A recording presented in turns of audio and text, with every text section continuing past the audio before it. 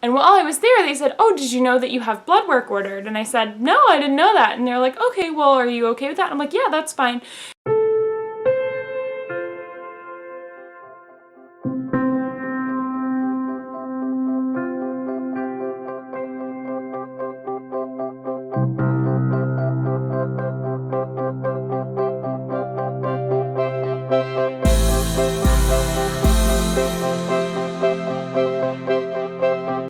Hey everybody, so I'm back for another update.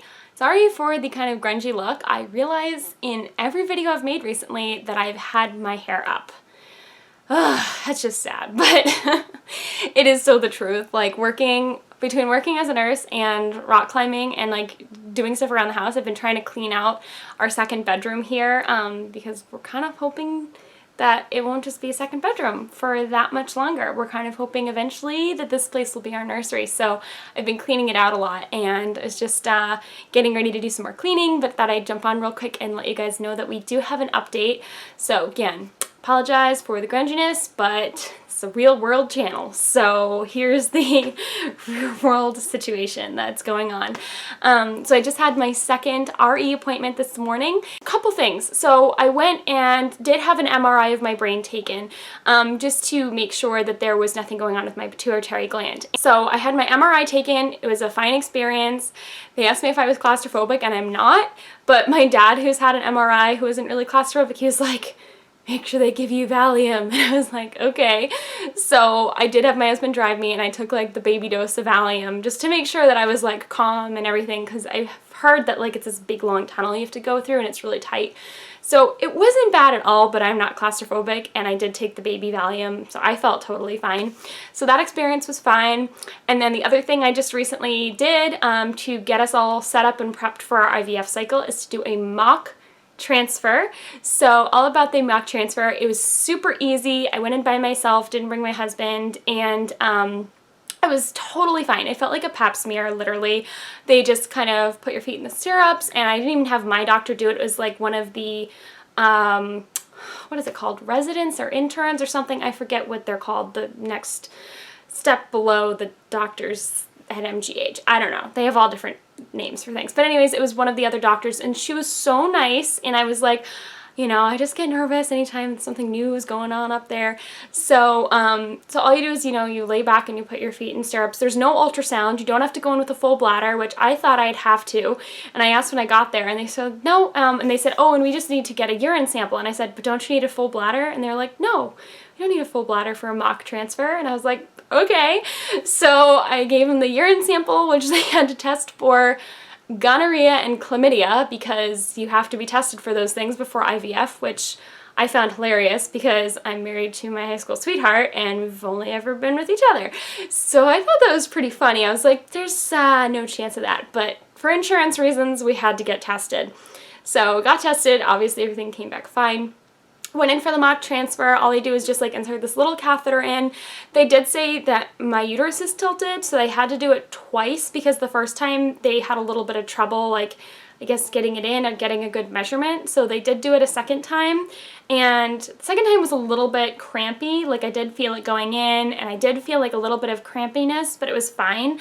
The only thing that stunk afterwards is my appointment was late in the day, so I got stuck in Boston rush hour traffic on the way home, and I was like, at that point I was really crampy, and I didn't have like a heating pad, I didn't have anything with me, and I was just like, oh, this is torture, sitting in traffic and being uncomfortable.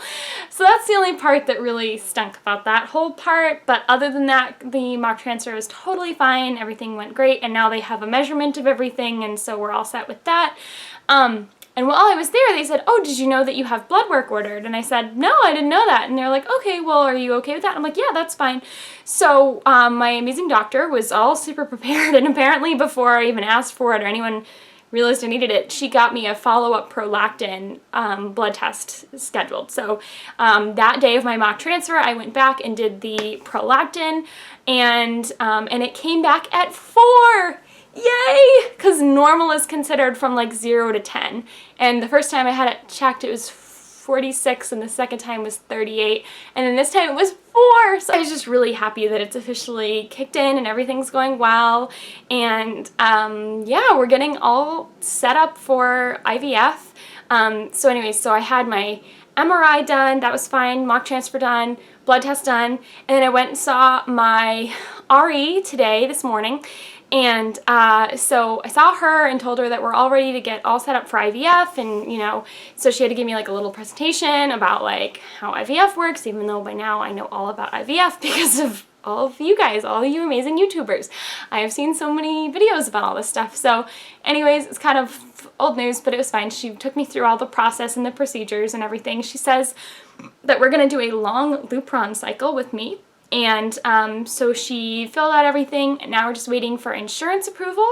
We sent in all of our consents already, so we are just moving along.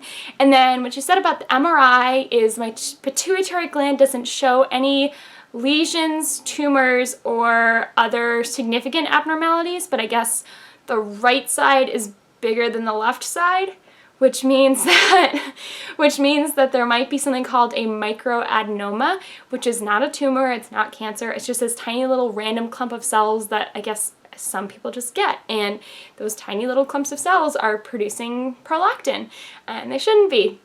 So this medicine is working and everything's going great, and I'm just super happy that everything's going along really well. And like I said before, we have 6 vials of my husband's sperm frozen, so we are all set to go ahead with IVF, and I will let you guys know how this process goes. I'll let you know when, right now we're just waiting an insurance approval. Once I get that, I'll let you know, and then after that we just have to wait for my cycle day 1, and then I think I'm going to be on birth control for like 21 days, and then we start the injections and everything. But I'm just hoping it all works out, and I'm so happy that this might finally be us moving forward. So that's it for now, guys, and if you like, subscribe. Bye!